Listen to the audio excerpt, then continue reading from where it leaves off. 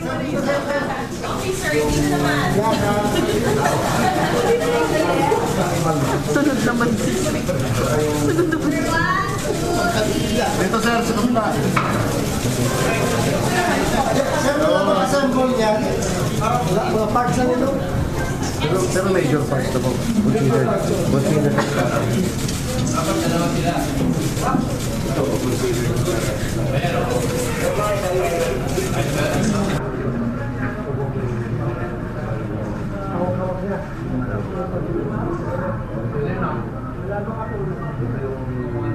Saan ka?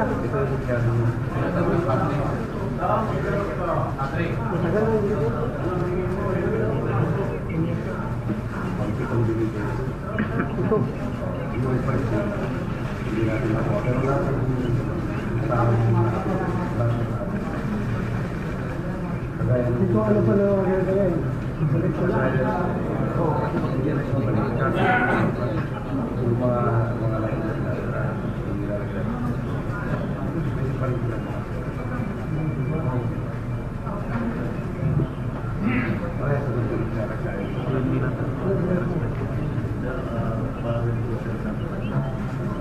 Kado ganito?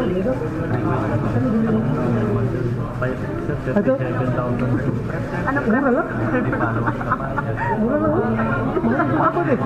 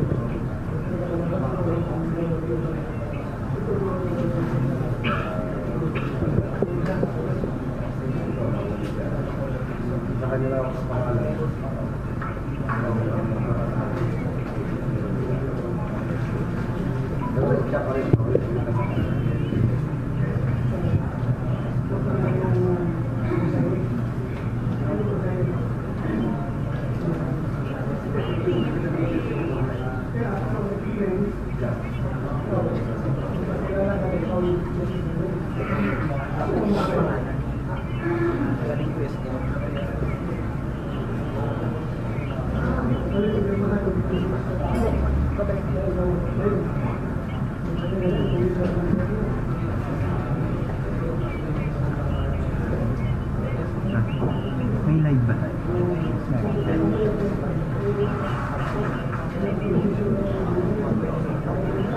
Maraming bawal din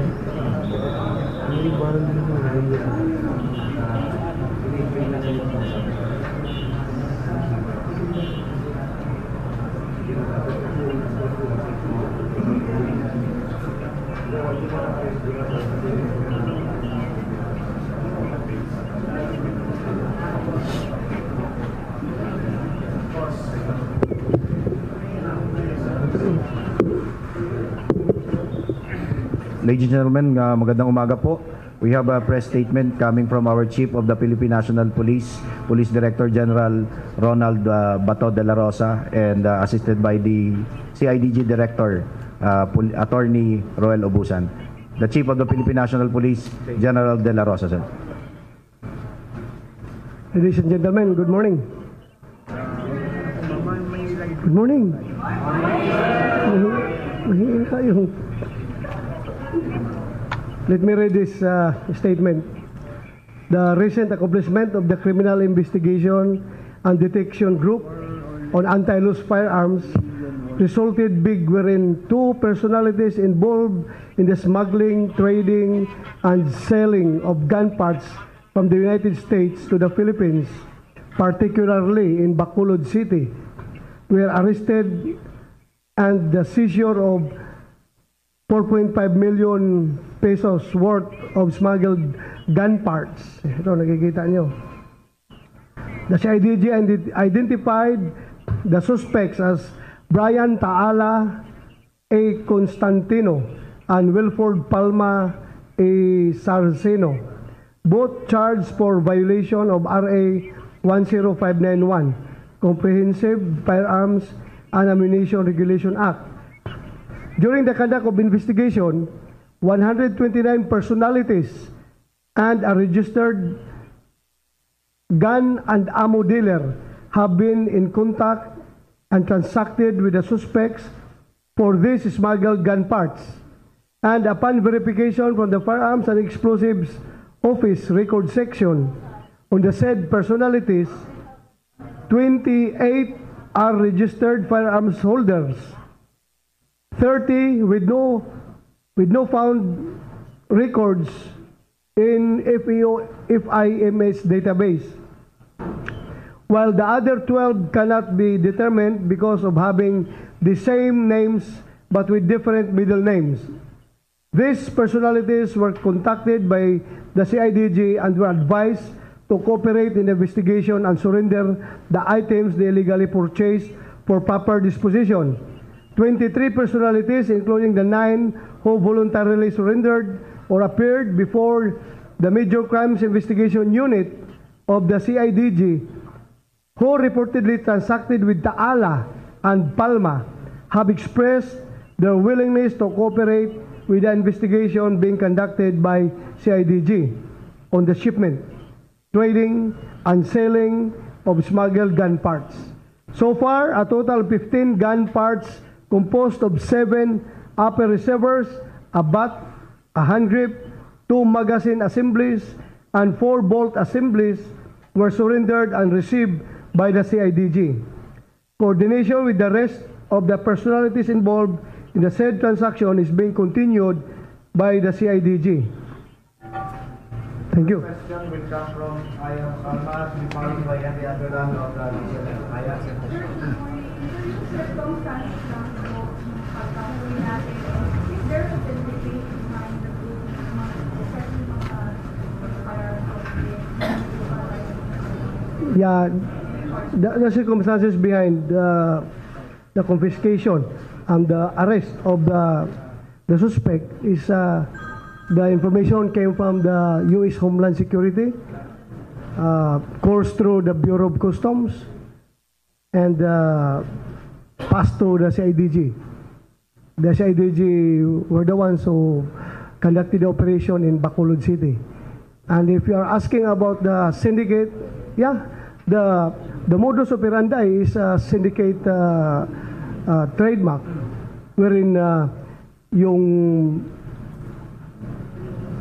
consignee is a fictitious name, and the address of the consignee is also fictitious.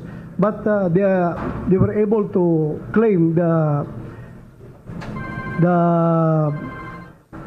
items. Sorry.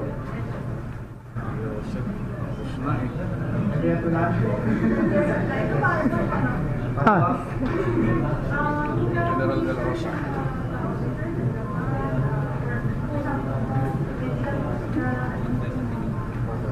Merong dalawa sila.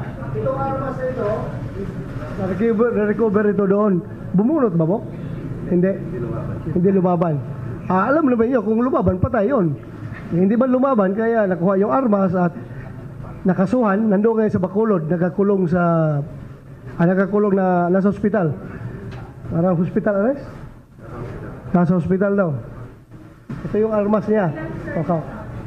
Dalawa sila, yung parang mastermind, at saka yung kanyang aid na taga-claim sa baggage.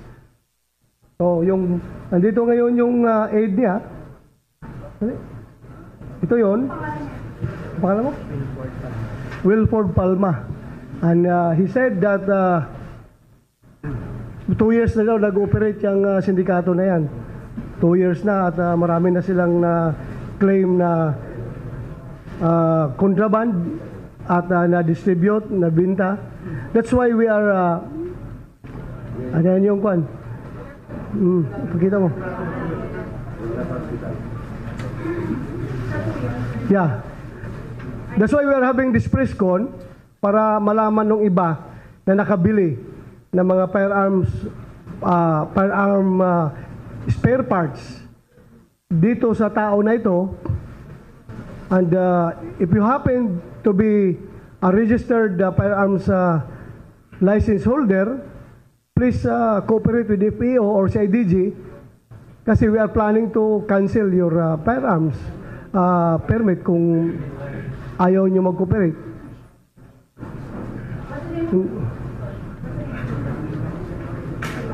Mag-imbento pa ako mamaya.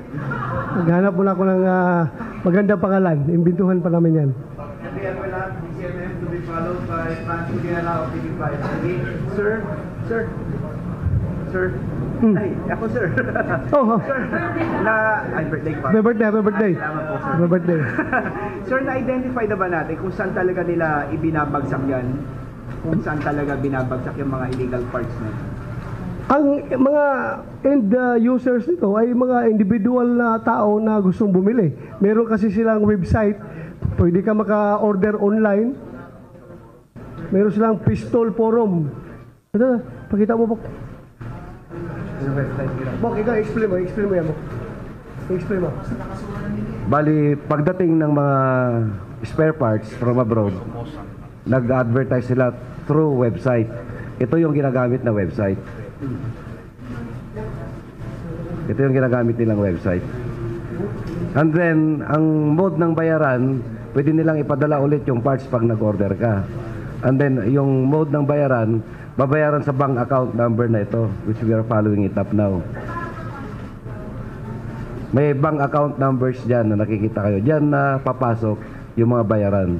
Ginagamit nila yung mga LBC, mga kung ano-anong mga companies para sa pag-deliver ng mga parts na yun.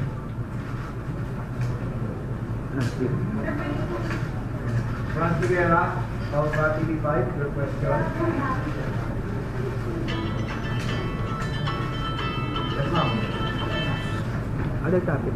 Leia Ilagan of TV5. Ay, UNTV. Sige. Sir, paano po nalaman na wala pong lisensya at sinuli yung nag-solid yung mga nabili? Anong nag-transfer na para ito? Ano ka? Magsalita ka para... Ito yung isang nakabili na Oh. cooperative. Ikaw mo. Surname po. Nakapangalan sa binili ko, Santiago Macariola Inoferio. Tinawagan po ako at inimbita ng CIDG para linawin yung pagkabili ko ng barrel. At nung nalaman ko po na illegal ang pagkabili at pagkatransaksyon ko sa online, sinurrender at tinurn over ko naman po sa kanila yung barrel. Hindi naman po ako tinakot ni Sir.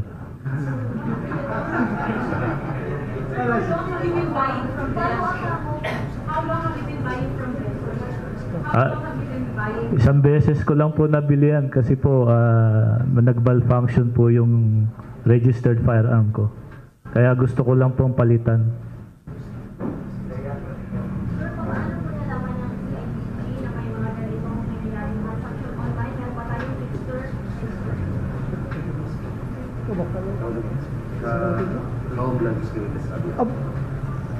Yung subsequent to the discovery and to the confiscation and to the arrest of the suspects, saka na natin nalaman yung kanilang online.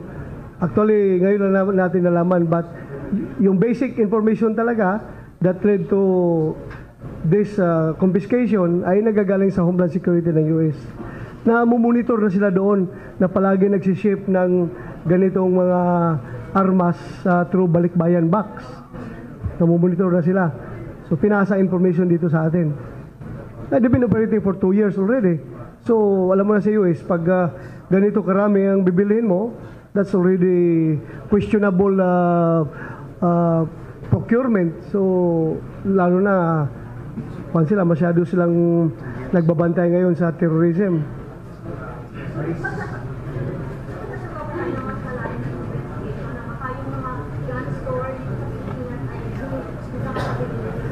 Yes, in fact, merong isang nakabili dito na license gun store operator, license operator ng isang gun store. At nag-operate naman sila. Nakabili sila through dito. Sumali to be followed by Anita Legaspi of GMA News Online. Sir, with the arrest or at least with the discovery of this such big ano po ang magiging impact nito, especially we all have a serious problem on extrajudicial killings, yung mga gun for hire, and how will this impact that kind of operations? Dalawa lang posibleng impact. Pag nag-proliferate ito sa community,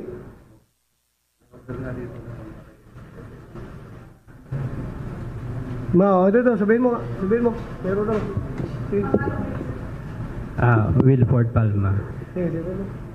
May isa kasing kuwan siya na customer. May isa siyang customer na may balak umorder ng mga lower end parts daw, sabi niya sa akin, at yun daw gagamitin sa assassination ni President Duterte.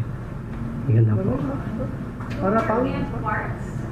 Para pang assassinate kay President Duterte. Yung lower end parts daw may ibig sabihin nun mga parang mura na mga lower end. Ito high end ito. Yes sir. So, Yes. lower end. Para Yung saan gamitin? Sino ang nag-order? hindi ko po masabi yung pangalan pero sa Okay, sabihin before kami nahuli yung sinabi niya sa akin. Marami-rami na yung parts na order niya. Nasa Ginawa yung pag-order na yun? matagal na yung continuous eh. Hindi pa sir. Kuya, ilang parts yung pinipili? Makakabuo ilang baril? Yung upper receiver kasi makakabuo ng isang upper receiver isang barrel. Tapos nasa 100 plus na upper receiver yon. Nasa 40 na barrel. Tsaka 30 na ata nung bolt assembly. So, pinakamarami 100. Ibig sabihin, 100 baril ang pwede mabuo doon sa Mahigit 100 baril. Mga rifle siguro, mga M16, ganun.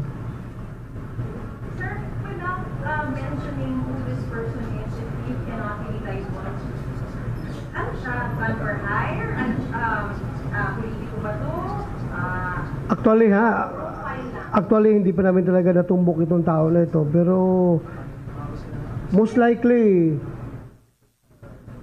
hindi siguro siya yung gun for hire. Baka inutusan lang ito ng sindikato na bumili ng ganon para gamitin for that purpose. Awan ko. Gusto na patayin yung kwan siguro. Siya man nagsabi. Hindi ko man siya inutusan magsabi. Just a follow, kasi lumabas yun dito yung tanong.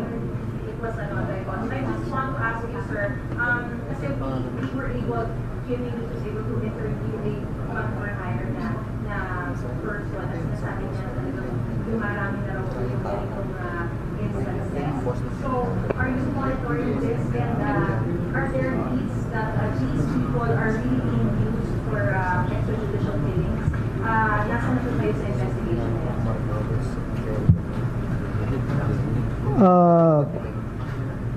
Meron din naman kasi na-identify na kusang namamatay na lang rin. Yung mga suspect na gano'n, kusang namamatay na rin. Pinapatay na rin siguro ng kanilang mga with siguro, baka terminated with extreme prejudice. May mga gano'n na mapangyari, yung mga suspected na gun for hire. Sir, where are you in the investigation of gun for hire incidents, and are these really being used for extrajudicial reasons? Meron. Merong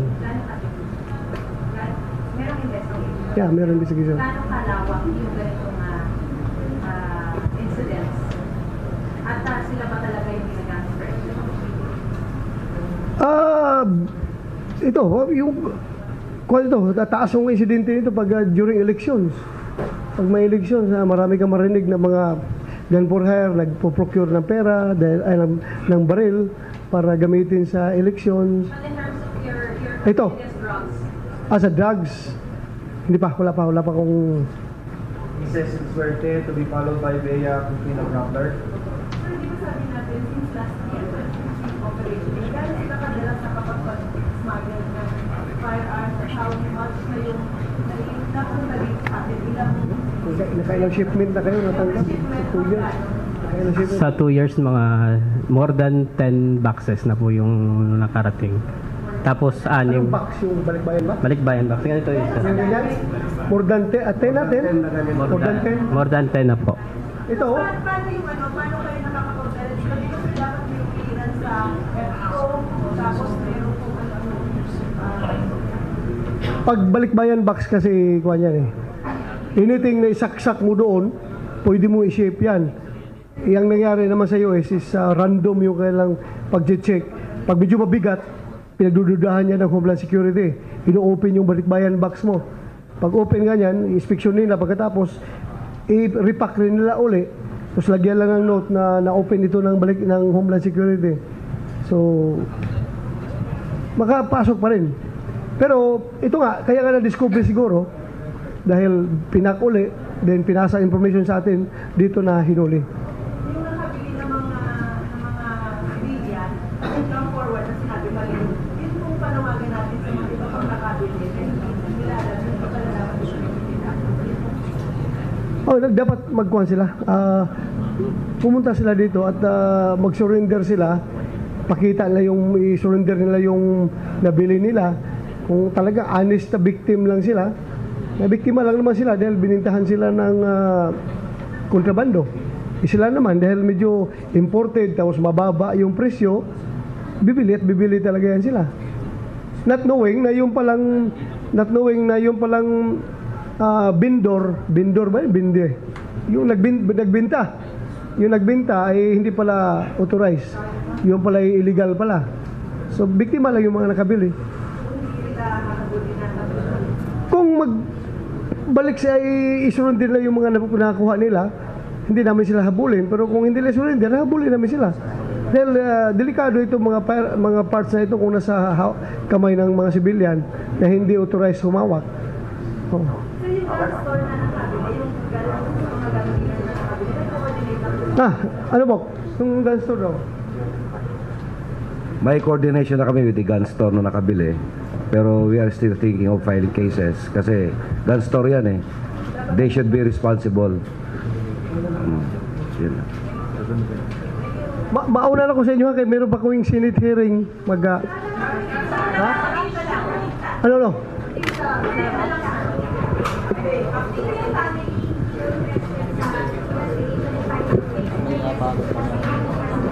Ha?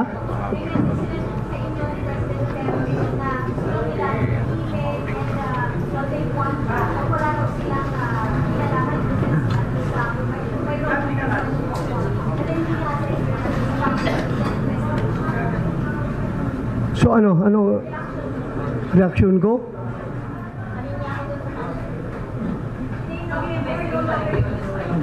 Mag-investigate pa rin kami dahil that's a crime, that's murder. So mag-investigate pa rin kami kahit na hindi sila interesado, kailangan malaman namin ang punot dulo para mamaya negligence on our part yan dahil hindi namin imbestigahan. So interesado pa rin kami mag-investigate. At sasabi na gusto silang manahimik.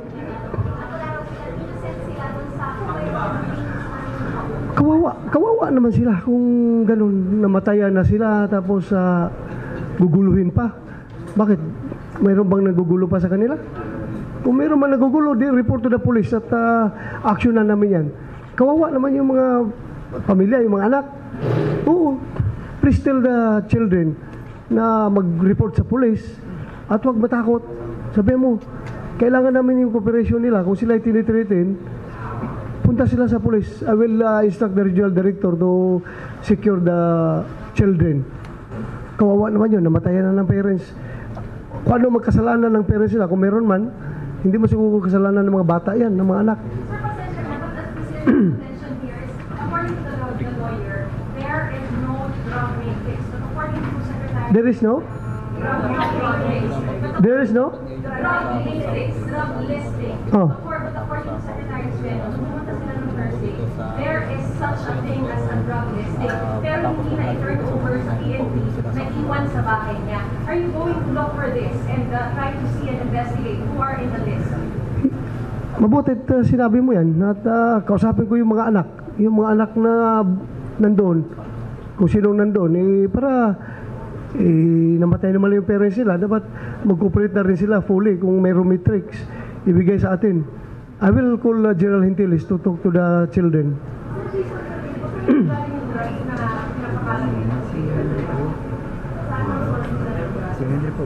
Believe it or not. Believe it or not. Yun.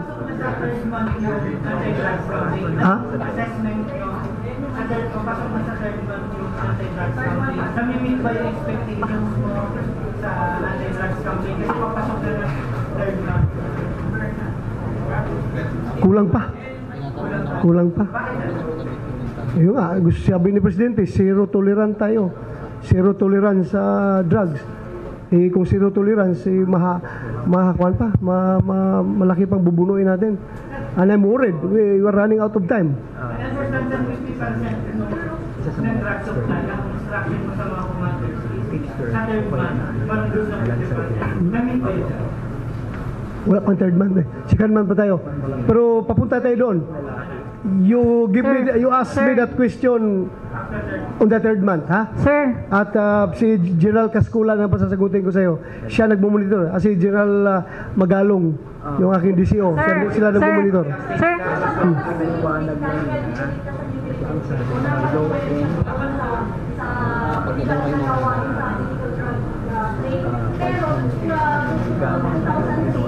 Na-delist siya matapos ang siguro sa mga para ma-delist ang isang doctor siya. Merong board na for delistment adjudication board. Sila ang nag-uusap diyan kung paano ma-clear yung pangalan mo, matanggal doon.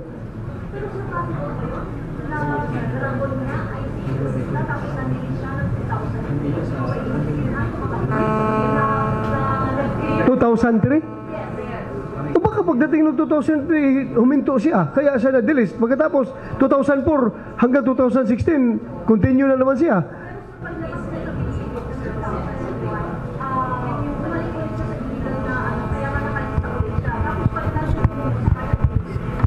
Sumuko noong 2003. I have to dig the records, ha? Hindi ko pa masagot yan because nasa Davao pa ako niyang panahon na yan. Didig ko. Maganda yung informasyon mo. Ipautusan ko yung sa IDG na ipa-imbestigahan yan. Sir, question lang sir. Kasi last 4 months na sir nung timeline na binigay ni President Duterte na 6 months. So what is your guideline sa police natin or target nyo for the last 4 months? Triple time yung effort natin. Nag-uuri nga kami dahil after we reach 600,000 plus, nagpa-plateau na kami. Hindi na umakyat yung number of surrender eh.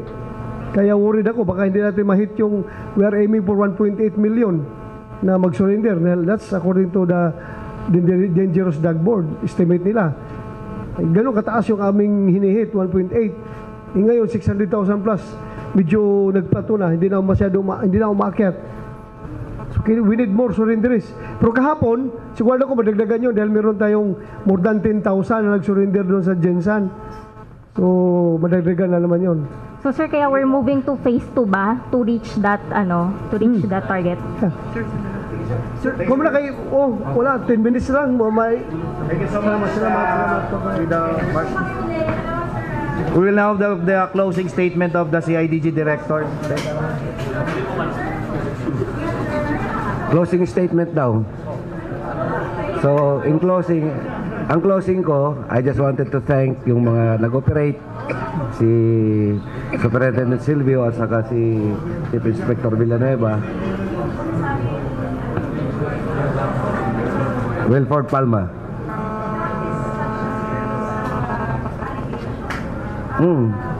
That's why we are following it up. We are evaluating that. Kasi yung bibili, definitely hindi naman siya ang gagamit. May pasa yan. So, we are still evaluating. We know the person that ordered.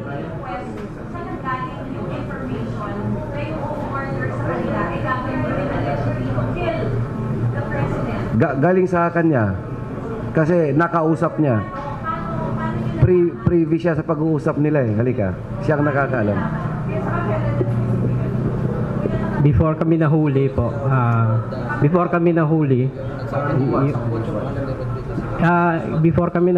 mga August 6, sinabi niya yun sa akin. Nasa before pick upin namin yung box, before kami, nasa mall kami, likod ng mall, naninigarilyo siya, sinabihan niya. Si Brian Tala po yung boss ko po, sa kanya sinabi, hindi sa akin.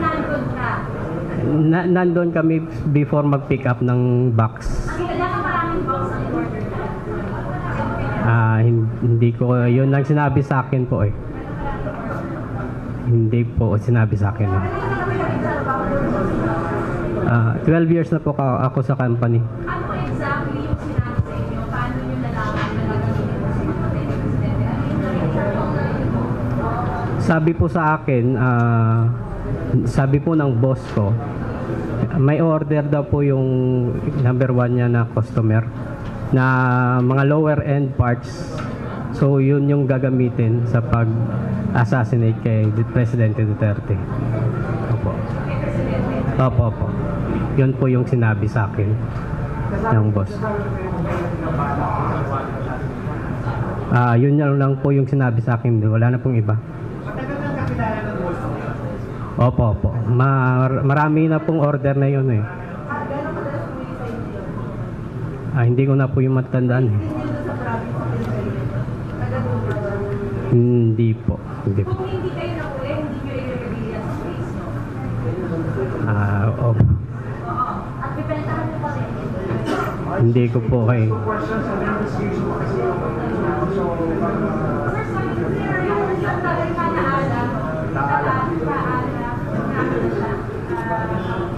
Naka-confine sa hospital pero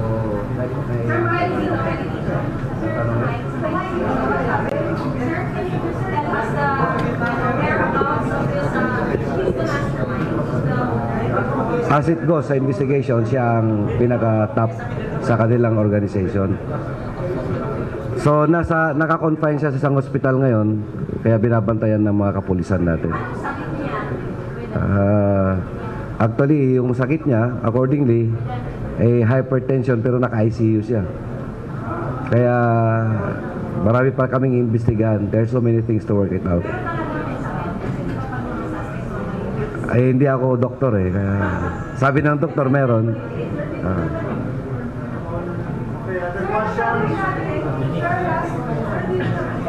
Last question from